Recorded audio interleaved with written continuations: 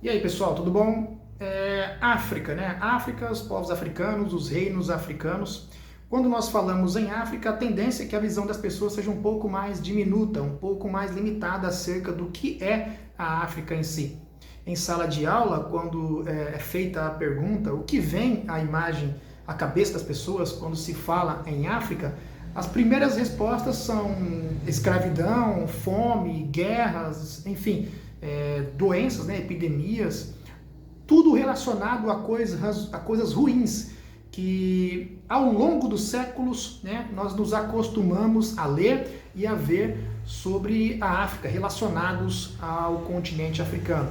Uma outra questão também é que a África ela é muito confundida como sendo um país, quando na verdade é um continente com 54 países, um continente com mais de 1 bilhão ou cerca de 1 bilhão de pessoas, né? A África ela é dividida em duas partes, né? Duas Áfricas, vamos dizer assim. A África setentrional, que fica mais ao norte, chamada África Branca, tem cerca de 7 países, sofreu uma influência muito grande por parte do islamismo, portanto é uma região com 7 países, onde o islamismo ele é majoritariamente exercido, né, dentro desses países, e a África subsaariana, que compreende aí uma parte mais central e todo o sul da África. E aí tem o restante dos países africanos, cerca de 46 ou 47 países que pertencem à África subsaariana. 3 povos se destacam como sendo aqueles que tiveram aí as maiores influências para a formação do povo brasileiro, da cultura brasileira, através da escravidão, né? Através do tráfico que foi exercido aí por Portugal durante século XV, século XVI, século XVII, né? E parte também do século XVIII e século XIX, né? Foram 300 anos aí de escravidão aqui no Brasil, né? Mais de 300 anos. E grande parte dos escravos que saíram da África eram desses 3 povos, né? Que são os bantus, os sudaneses e os berberes, ou berberes, né? Os bantus viviam mais ao sul do continente africano e também um pouco na região central. Eram os grupos, era o grupo, na verdade, a etnia, né? O povo mais numeroso entre todos os povos africanos, né? Os sudaneses, esses bantos também, né, eles vieram, grande parte deles também, desses que saíram da África, né, eram bantos que vieram para o Brasil serem escravizados, viraram comércio mesmo, viraram mercadoria mesmo, desculpa. Um outro povo são os sudaneses, né, que ficam na região um pouco mais central da África. Esses sudaneses também vieram para o Brasil, sofreram muito com a chegada dos europeus na África, trouxeram muito da sua cultura também para o Brasil. E o terceiro povo são os berberes ou berberes, que viviam na região mais ao norte da África, mais na África Branca, a chamada África Setentrional. Também foram trazidos para o Brasil em um grupo bem menor, né? Mas também foram trazidos para o Brasil. Esses 3 grupos, então, eles formam assim a matriz, né? A espinha dorsal daqueles principais povos que vieram para o Brasil, que foram trazidos como mercadoria para o Brasil, e aqui sofreram com todo o processo de escravidão, né? 3 reinos ou impérios, reinos e impérios que se destacaram ao longo dos séculos para a formação, né, da cultura africana, contribuíram muito para levar a cultura africana adiante, né? Reino de Gana, que se estende do século III, mais ou menos, até o século VIII, século IX. São mais ou menos 600 anos de história de existência do reino de Gana, né? E esse reino era poderosíssimo, tinha como carro-chefe o ouro, a extração do ouro, a transformação desse ouro em muitos objetos, utensílios que eram usados dentro do reino, a comercialização desse ouro, comercialização de tâmaras e outros produtos. O apogeu desse reino ele vai se dar lá no final, né, do século VIII mais ou menos, mas sofre com a expansão de outros reinos, sofre com a invasão de outros povos, né? E um desses reinos que cresceu muito foi o reino de Mali.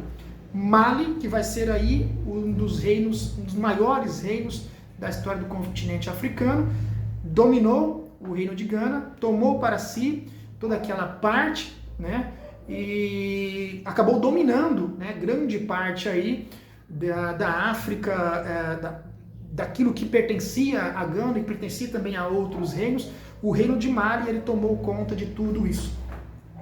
O reino de Mali, ele vai se estender também ao longo dos séculos, e vai sofrer logo depois também com a invasão, né, de outros reinos também. Todos esses reinos, quando eles crescem muito, se expandem muito, eles acabam sofrendo com a limitação que era dada à organização de várias partes, né, de tomar conta de tudo aquilo. Um outro reino que se destacou muito é o Império de Songhai. O Império de Songhai, que desde 1300, portanto lá no século XIV, já existia o Império de Songhai um pouco antes de 1300, mas o Império ele era tão vasto, ele se tornou tão poderoso e tão moderno para a época, que lá em 1300 já existia universidade dentro do Império Songhai. Uma universidade que chegava aí a cerca de 25 mil alunos, atendia aí cerca de 25 mil alunos. Um império também poderosíssimo. Esses impérios, então, eles vão sofrendo ao longo do tempo com essas invasões, né? E o Império Songhai, por último, ele vai sofrer aí com a invasão, principalmente do europeu, quando chega na África, né? E aí há todo aquele processo de colonização, aquele processo de aprisionamento de pessoas e transformar essas pessoas em mercadorias para serem levadas aí para outros continentes, onde serão comercializadas, né? A escravidão, ela vai ser a base de muitas sociedades, né? A escravidão, ela já existia no continente africano, mas era um tipo de escravidão totalmente diferente daquilo que se desenhou e se concretizou aqui na América e em outras partes também do mundo. A escravidão no continente africano, ela era mais por guerra. O sujeito, então, o grupo perdia uma guerra e alguns, aqueles dos perdedores, eram feitos como prisioneiros e iriam trabalhar para os vencedores, né?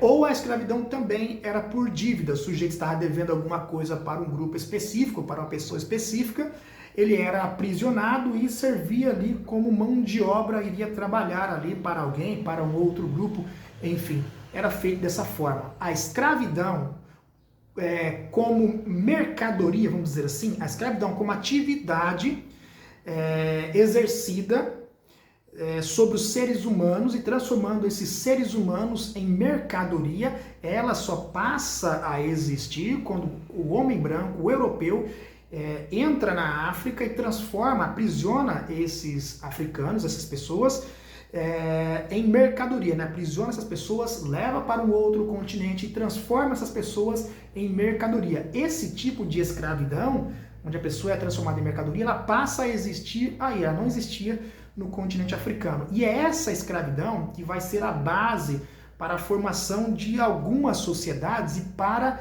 a ascensão de muitos impérios ao longo aí dos séculos em que a escravidão ela foi exercida. Portugal ele se sustenta, na verdade, dessa colonização aí que foi exercida e depois exercida no Brasil principalmente, né? E esses escravos, o comércio desses escravos sendo aí realizado com diversas nações pelo mundo. A escravidão que vai ser aí a nossa principal instituição que irá formar o caráter do nosso povo, né? Vamos dizer assim, que irá formar aí a base social da nossa sociedade no início, né? Daquilo que nós temos como história do nosso povo, do povo brasileiro. Certo? Então, pessoal, bora.